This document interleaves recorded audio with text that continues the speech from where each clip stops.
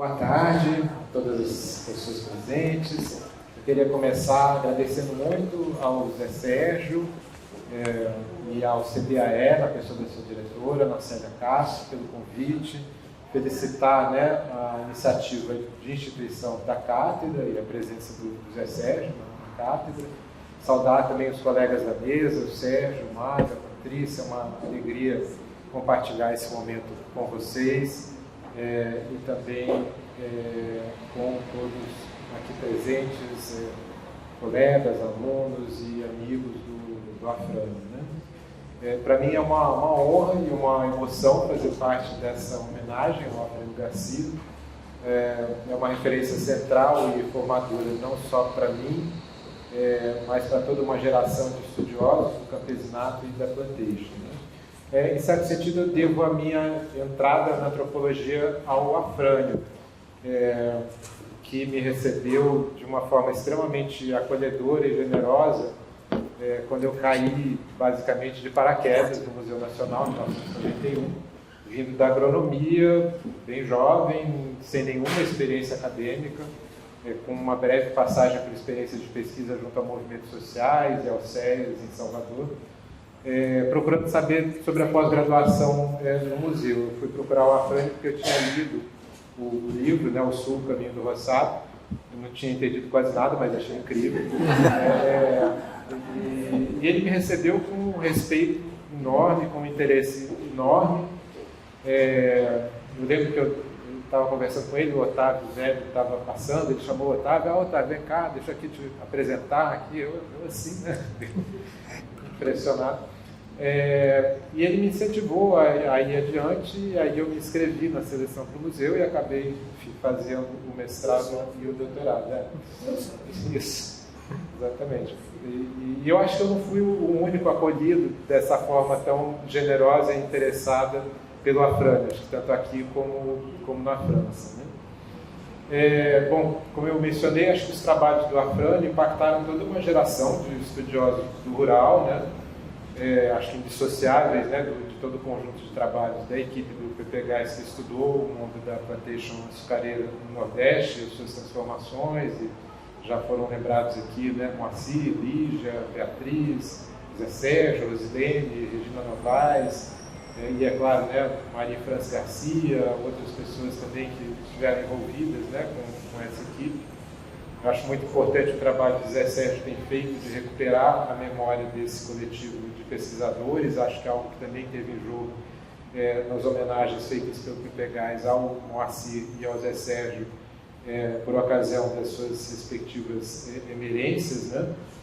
A emerência do Moacir acompanhada à distância e com muita emoção pelo Afrânio, a emerência do Zé Sérgio muito esperada pelo Afrânio, mas que infelizmente ele não alcançou, ainda que ele estivesse muito presente, acho que naquele dia, para todos que estavam ali.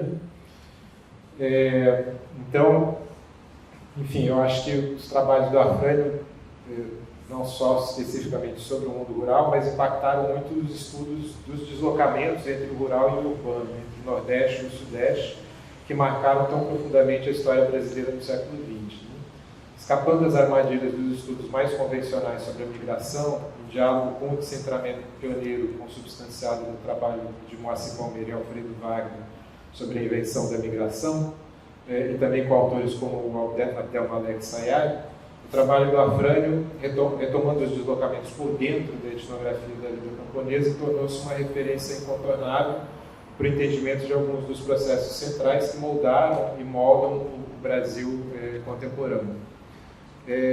Acho que na base disso estava justamente a percepção e a construção etnográfica desde a dissertação do Afrânio, da constituição e reprodução de um campesinato marginal, a plantation canavieira, passando pela articulação entre roçado, negócio, trabalho alugado e deslocamentos para o sul, fazendo parte desse conjunto mais amplo de pesquisa sobre a plantation que a equipe do PPGás desenvolveu. Os trabalhos do Afrânio se destacam pela capacidade de dar uma ideia do conjunto de transformações correlacionadas, em especial o jogo entre grandes proprietários e suas reconversões sociais e o campesinato em formação e buscando resistir, né?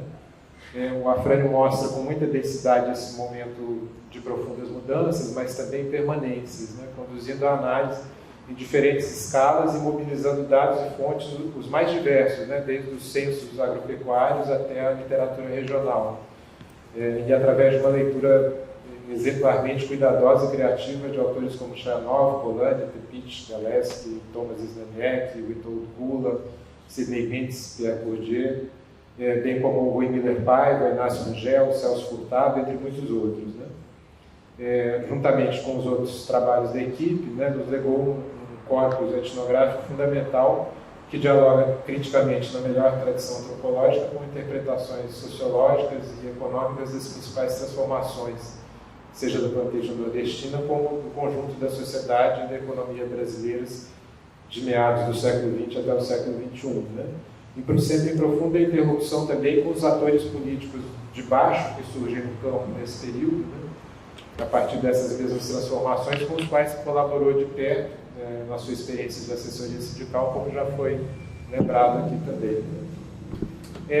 Mais recentemente, eu acho que fomos, de certo modo, surpreendidos aí, com grande interesse pela retomada da centralidade dos estudos a respeito da plantation em âmbito internacional, puxados por certos movimentos de universidades, principalmente nos Estados Unidos, mas não só, né, dirigidos ao estudo e reflexão crítica sobre o chamado antropoceno, né? Autores como Donna Haraway, Anna Tsing, Wendy Wolford, Sophie Shaw, Malcolm Ferdinand, entre vários outros, criaram ou passaram a recorrer à noção de plantationoceno e abriram novos campos de estudo sobre a plantation de modo a criticar as limitações da noção de antropoceno, junto à proposição de outras noções alternativas, né, ou complementares para designar a nossa era, né, como o capitaloceno ou o impronunciável Stuloceno da Donna Haraway.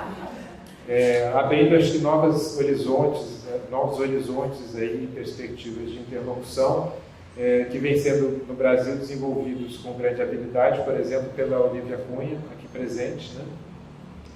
E acho que nessa retomada da plantation, né, enfim, mais do que sobre a produção, o trabalho, o campesinato ou a economia, as ênfases têm recaído sobre a dimensão ecológica, eventualmente ontológica, e sobre a dimensão étnico-racial ou de antinegritude do mundo da plantation, sem que essas outras dimensões sejam desconsideradas, né? Na discussão do plantationoceno também, o que aqui a gente chama de agronegócio, a produção agropecuária empresarial modernizada em escala industrial, também acaba sendo incluído, né? E o diálogo com autores que tratam, né, da questão da diáspora africana, autores do chamado afropessimismo norte-americano e da literatura decolonial são também referências importantes em críticas internas à formulação inicial da própria ideia de plantationoceno. Nesse contexto, esses estudos sobre o plantationoceno retomam, dialogam com autores caribenhos ou norte-americanos escrevendo sobre o Caribe, publicados entre os anos 50 e 80, muitos dos quais também foram lidos e estudados, às vezes como referências bastante centrais pela equipe do PPGás nos anos 70 e 80. Né? Bom, mas então aqui, eu acho que no Brasil, nesse contexto, né, de retomada desses estudos, a gente tem o privilégio de ter um corpus etnográfico de enorme qualidade e densidade em torno da plantation, ainda que ele seja, até hoje, relativamente pouco conhecido e reconhecido no universo anglo-americano, né? E me parece fundamental, nesse contexto, retomar o trabalho do Afrânio, né? Tomando como um clássico, né? Do modo que ele próprio, e Moacir e Cássio Faria nos ensinaram, né? Não para congelá-lo em sua consagração, mas para ter esse trabalho do Afrânio como interlocutor diante de novas questões, trabalhar seus conceitos e dar continuidade à sua capacidade de conhecer e de refletir, né, em novas configurações de problemas. Né? Nesse sentido, eu queria chamar a atenção para dois pontos em que eu acho que retornar ao trabalho do Afrânio me parece ter muito a contribuir para essas problematizações contemporâneas em torno da plantation e do plantationoceno. Né?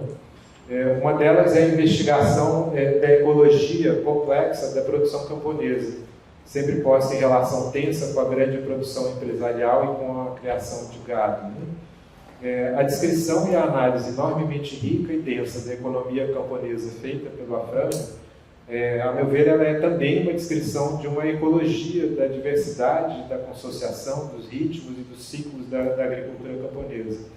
E que, se não tem a mesma preocupação com, por exemplo, a diversidade de cultivares ou a riqueza das plantas medicinais dos quintais e os circuitos de cura e cuidado em seus aspectos mais cosmológicos ou ontológicos, enfatizadas em parte da produção contemporânea, ela aponta para as correlações entre o cálculo econômico camponês, o acesso à terra, a composição e os ritmos, né, dos roçados e roçadinhos, a criação de pequenos animais, a articulação com o negócio, com o alugado, com os deslocamentos para o sul, ou com as pressões da grande propriedade e da criação de gado. Dimensões econômicas, por assim dizer, num sentido substantivo, né, mas com correlações ecológicas fundamentais, às quais muitos dos trabalhos contemporâneos talvez não estejam tão atentos, né? Por outro lado, a atenção de Afrânio à dinâmica das grandes propriedades permite questionar e enriquecer algumas visões simplificadoras sobre a monocultura e a simplificação ecológica promovida pela plantation, né? Trazendo uma complexidade, né, da dinâmica das grandes propriedades que, de certo modo, é reconhecida por alguns dos autores contemporâneos, mas nem sempre é levada na devida conta nesses mesmos trabalhos, né? Bem como também os efeitos, né, das políticas estatais de sustentação da plantation sobre os próprios efeitos ecológicos nessas regiões, né? Então, me parece que essa atenção de Afrânio à economia, nesse sentido mais polaniano do termo, né, e as políticas, né, estatais, tem muito a dizer para a ecologia desses trabalhos contemporâneos em busca de uma abordagem mais complexa e conjunta, né?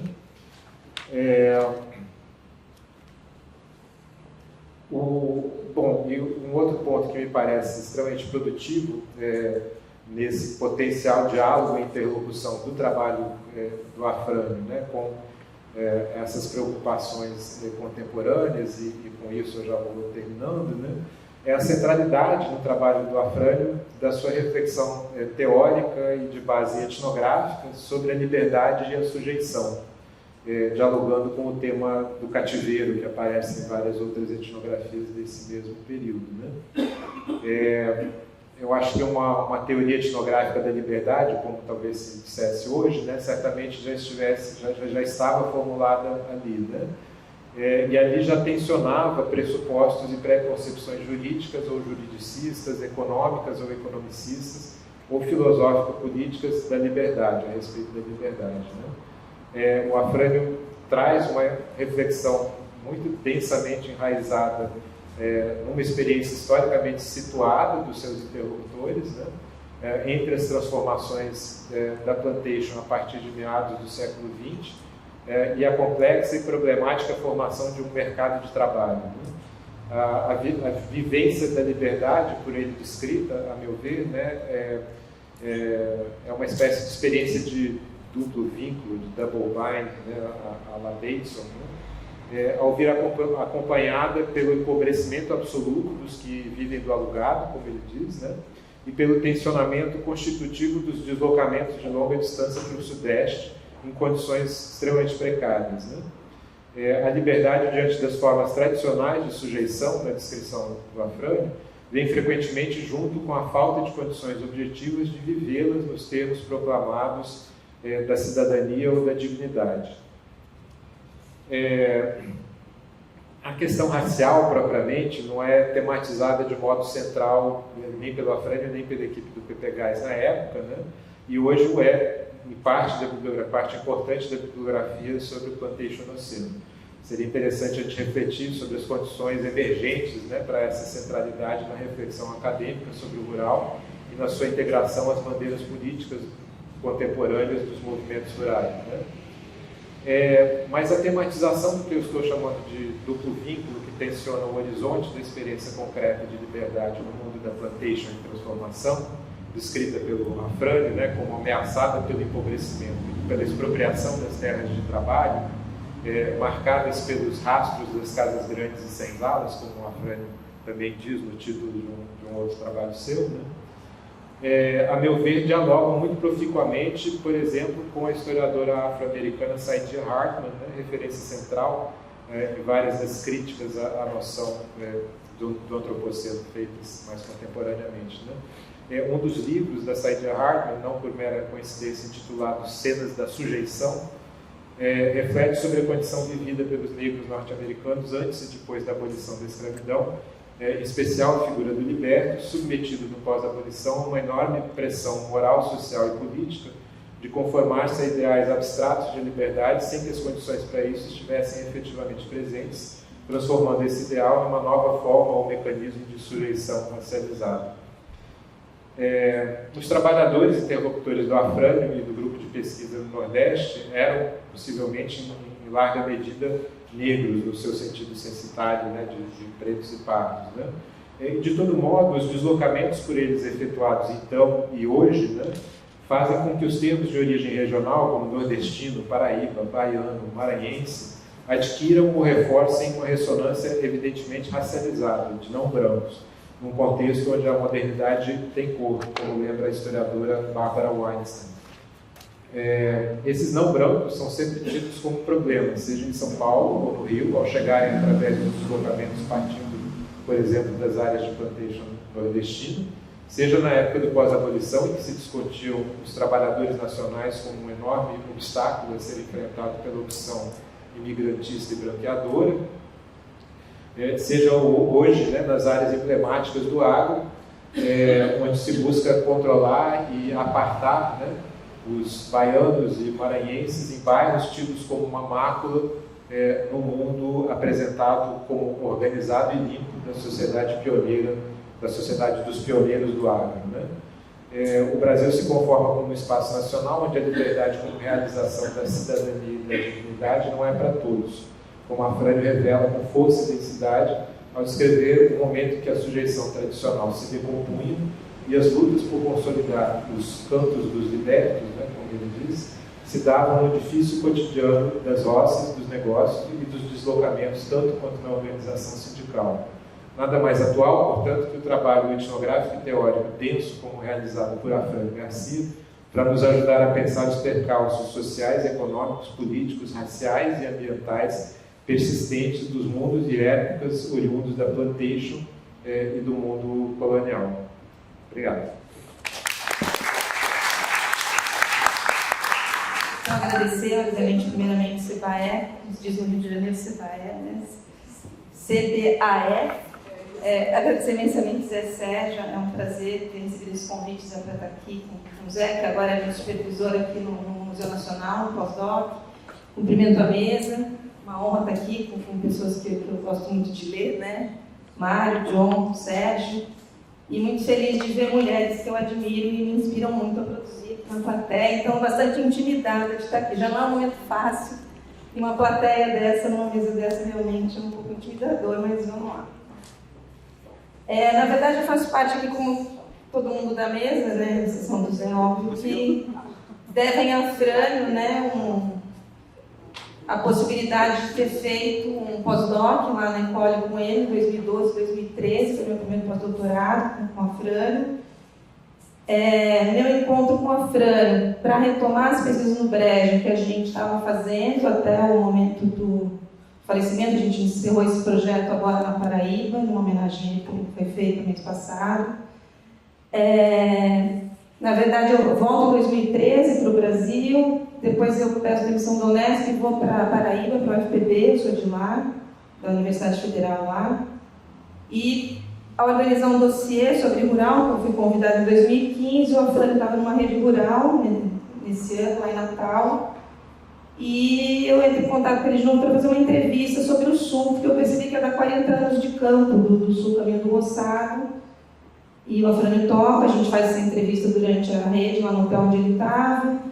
Essa entrevista é publicada na Revista Política do Trabalho, em 2016, que é uma revista lá da PPGS, da UFPB. Mas foi depois da entrevista que a Frânio se empolga, me convida para almoçar, e a gente almoçando, ele muito empolgado, ele fala, e agora, você está na Paraíba, vai fazer o quê, né? E óbvio que eu já tinha ido para visitar o Brejo, que eu tinha todo um encantamento pela obra, pelo Sul especialmente, e contando para ele como é que estavam as coisas no Brejo, a gente ali começa a amarrar a possibilidade de uma retomada coletiva das pesquisas na região. Aí hoje aqui eu opto por falar, e aqui eu estou reproduzindo a convite do Zé, a fala que a gente fez lá na mesa redonda, lá na USP, que o professor Sérgio Miceli organizou, onde eu tento dizer um pouco, no sentido do John, mas aqui também, tudo do que eu aprendi nesses 12 anos aí caminhando com a Frânio. Na verdade, eu chego na Ecole em 2012, no ano letivo, né, em setembro. Era o início do tratamento da Frânio. Na primeira reunião, ele me dá a notícia da doença, do tratamento. Então, na verdade, o meu tempo com a Frânio é o tempo da doença. São 12 anos de luta e de trabalho. A ideia de fazer junto, a gente já sabia que a Lígia já tinha feito, junto com o Benoit, em Pernambuco, né, a região anterior do primeiro projeto dos anos 90. E a Paraíba, mais uma vez, mostrava algumas especificidades. Então, eu vou falando aqui da relação que a gente estava vendo juntos na Paraíba e de um pouco como foi essa experiência, do meu ponto de vista, de trabalhar com a Frânio. A ideia aqui, então, é fazer jus a esses ensinamentos que me foram repassados pelo Afrânio e, como todo mundo aqui cita, sempre de maneira muito generosa, muito séria e, ao mesmo tempo, com um entusiasmo que é raríssimo a gente ver no meio acadêmico. Eu acho que todo mundo que trabalhou com ele, mesmo lá na USP, que é um grupo imenso, uma diversidade de temas, aliás, que me impressionou, inclusive. Esse entusiasmo do Afrânio, ele é reproduzido por todo mundo que fala dele, né? Quando ele falava de pesquisas, era uma coisa assim impressionante e muito estimulante de estar por perto. Uma coisa que sempre envolveu esse aprendizado, obviamente, essas discussões teóricas sempre empiricamente situadas, né? E a gente resolve dar um nome para esse projeto, que a gente começa a reformular juntos, de reconfigurações do espaço social do Brejo Paraibano no século XXI. A Frânio esteve presente o tempo inteiro nesse projeto. Obviamente, quando ele estava presente, era ele que acabava regendo de uma maneira brilhante, e à distância ele sempre preocupado em me repassar em como fazer para conseguir aprender a trabalhar em equipe, organizar uma equipe de pesquisa, fazer todo um processo que não é tão simples, né?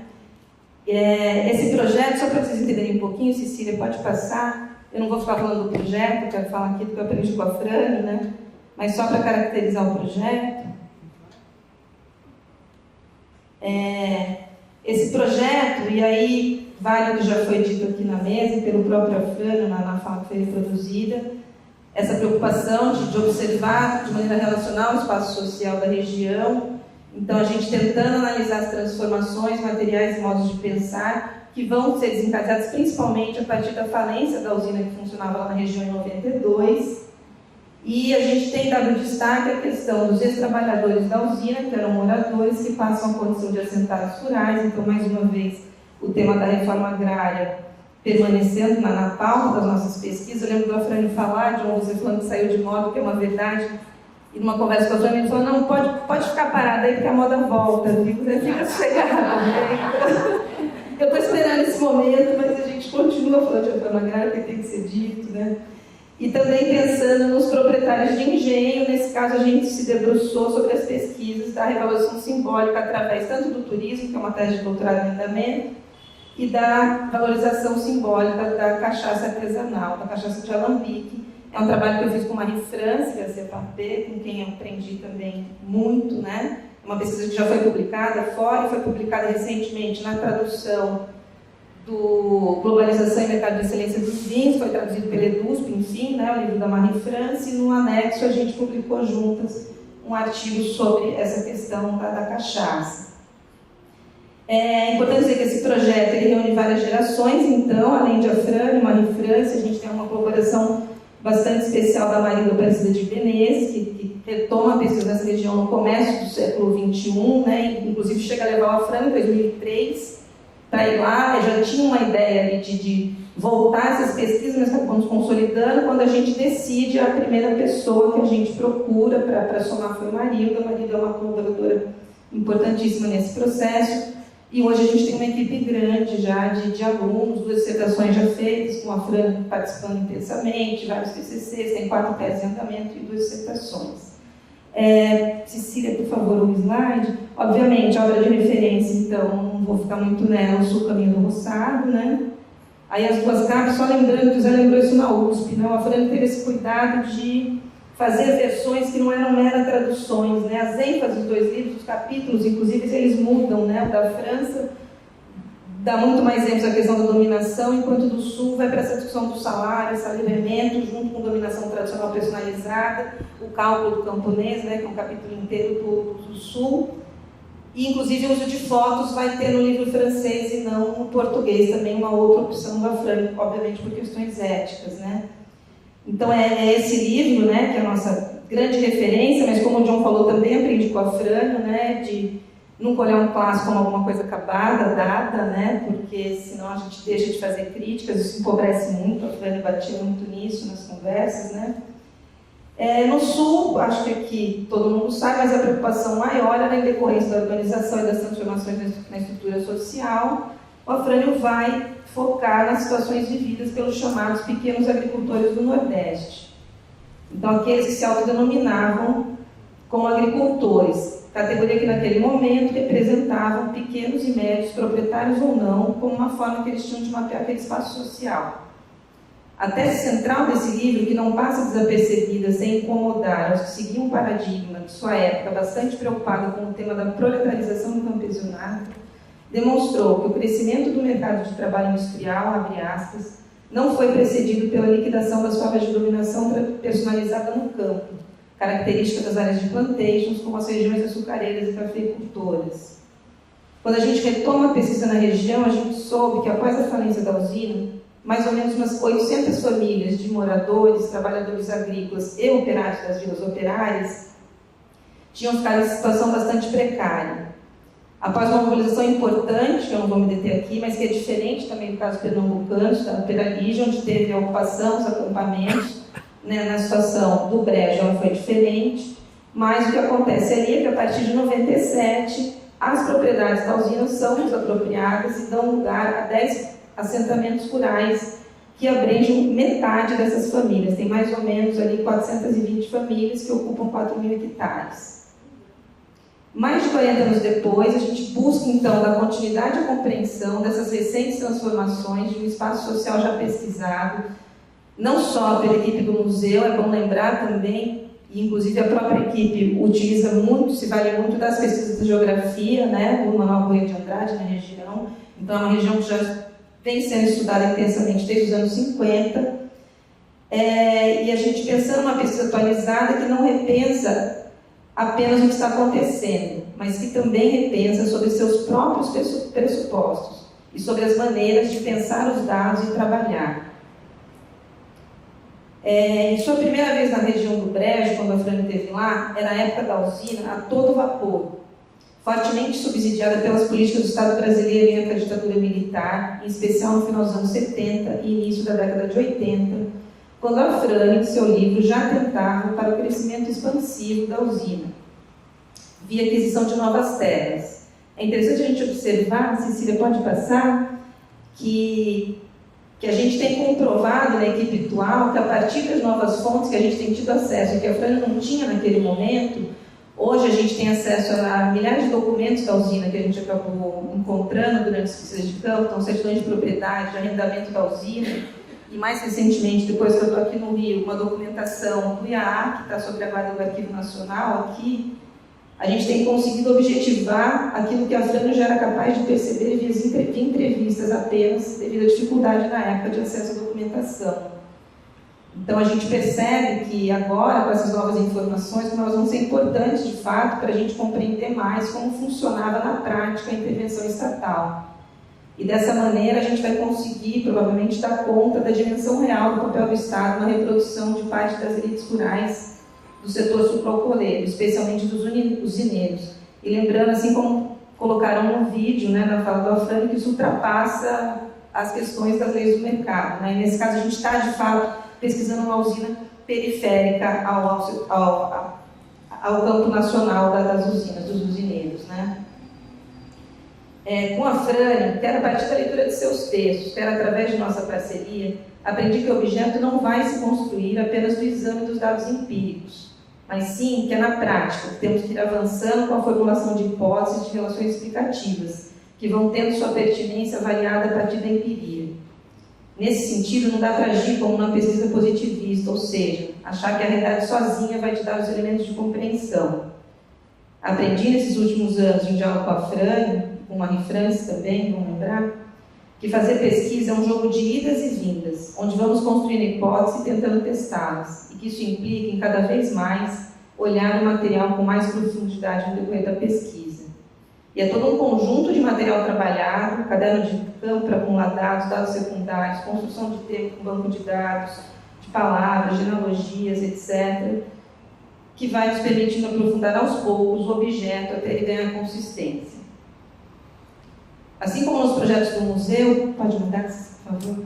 A Frane me ensinou que num projeto coletivo faz-se necessária a coordenação de pesquisas individualizadas que convirjam, apesar de terem objetos diferentes, mas sem cair na armadilha de desejar que esses objetos tenham algo com essa convergência. Pelo contrário, pode ser que a princípio cada um deles aponte para um lado diferente.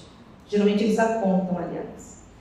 Mas, de todo modo, é a dimensão coletiva que auxilia no esforço de cada um de restituição de sentido aos dados. Afinal, são os momentos de reflexão coletiva e das trocas que auxiliam para a melhoria da compreensão das mudanças possíveis em todo o espaço social. Uma contribuição fundamental do grupo coordenado por Moacir Palmeira e bastante presente nos trabalhos da Frane, que aparece inclusive desde os primeiros trabalhos de Moacir, é a questão das condições da existência de morada, logo depois da abolição da escravidão. As pesquisas da equipe do museu no Nordeste foram demonstrando que é uma liquidação progressiva da morada. Por isso que a Frane fala que na Paraíba ele encontra uma possibilidade de fazer etnografia, enquanto em Pernambuco, no projeto anterior, a sujeição e a liberdade apareciam como coisas do passado, era na Paraíba que aquilo dava a possibilidade de ser algo feito no presente, portanto, feito através de etnografias. Essa liquidação da morada que vai implicar uma alteração completa da morfologia que repercute em todas as posições do espaço social. Nesse sentido, eu achei, quando eu fui rever minhas anotações para fazer essa palestra, em junho, lá primeiro para a USP, eu achei uma frase de Frane dizendo que a liquidação da morada bate como uma bola de bilhar em todas as posições. O Sono faz isso de maneira muito intensa ao demonstrar que, de fato, existia ali efetivamente como configuração, caracterizada pelo declínio da dominação tradicional personalizada, e como essa configuração vai ser um ponto de ruptura, do qual não se consegue mais voltar para trás, e que, nesse sentido, obriga todo mundo à reconversão. Não havia, e a Frane insiste bastante nisso, uma resultante única para onde deveria seguir o curso da história. Outra lição central é que, se naquele momento todos são obrigados a se converter, as maneiras de fazer não são muito distintas conforme a posição ocupada. Quem está do meio para cima consegue operar melhor as reconversões, escola, comércio, negócio, entrar na indústria, na política, etc. Mas, sobretudo, quem está lá embaixo, como é o caso da categoria de moradores, está nas piores das situações possíveis, porque perdeu a posição passada do favor, parte importante do contrato moral da condição de morada, e não tem maneiras de fazer todo o trabalho sobre si necessário. Pode passar, se precisa. E se hoje temos um projeto ambicioso, e ambicioso é uma palavra que foi a Frane que acrescentou nos meus textos, no projeto, para analisar tanto senhores de engenho que investem na valorização simbólica da cachaça, tanto para os antigos moradores da usina falida hoje assentados, tal proposta relacional, eu preciso recordar, mais uma vez, já estava de maneira pioneira na tese do Frane. Ainda que ele priorizasse como objetos pequenos agricultores, ele não deixa de analisar aqueles que acumulavam poder através da morada. Não é à toa que tem um capítulo inteiro do Sul, capítulo 7, que se intitula Estratégia de Reconversão dos Grandes Proprietários. É esse o slide? Acho que pode deixar esse, que é a casa de morada, só para ilustrar isso. É uma situação atual do assentamento que a gente pesquisa, uma casa de morada e uma casa que eles chamam de casa do INPE, que veio com crédito de habitação.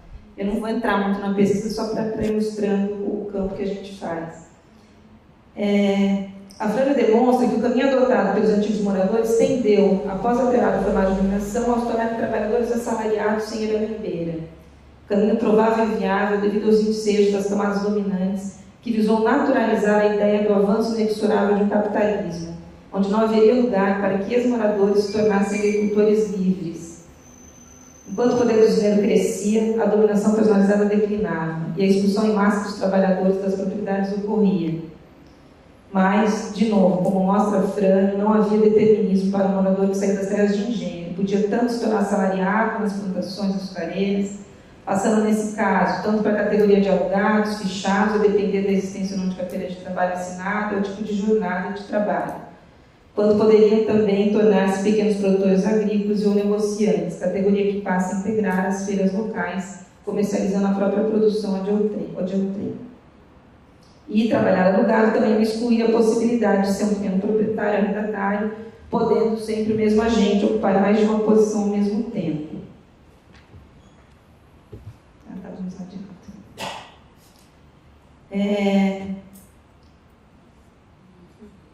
Mas o que de fato aconteceu, para a gente começar a fechar, é que parecia improvável no momento que a Frânio teve lá 40 anos, permitir um novo cenário, foi essa outra possibilidade, dessa vez ascendente, para que os moradores deixados a esmo pela usina falida, atualmente assentados nessas terras apropriadas da própria usina.